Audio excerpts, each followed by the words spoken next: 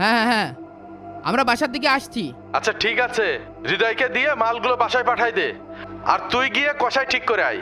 ঠিক আছে, এই ওই রিক্সাটা নিয়ে ভাইয়ের বাসার দিকে যা, আমি শহর থেকে আসছি। ঠিক আছে ভাই। জাকির ভাই, একই শুনলাম আপনি নাকি ওজনে কম দিয়ে ব্যবসা করছেন, আপনার তো কোরবানি হবে না। কি? আমি ওজনে কম দিয়ে ব্যবসা করি? কে বললো এ কথা? কে আর বলবে, এলাকার সবাই জানে। ইমাম সাহেব সবার কাছে একথা বলে বেড়াচ্ছে। আমি এখনই যে ইমাম সাহেবকে ধরছি, আমার নামে এত বড় মিথ্যে অপবাদ। এখনই তাড়াতাড়ি যান, যে ইমাম সাহেবকে ধরেন। বুঝলি, জি দাদা।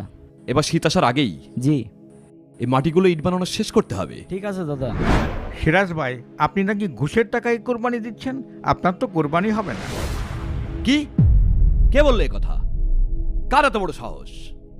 মসজিদের ইমাম সাহেব বলল। ইমাম সাহেবের এত বড় সাহস? তাই তো দেখছি দাদা।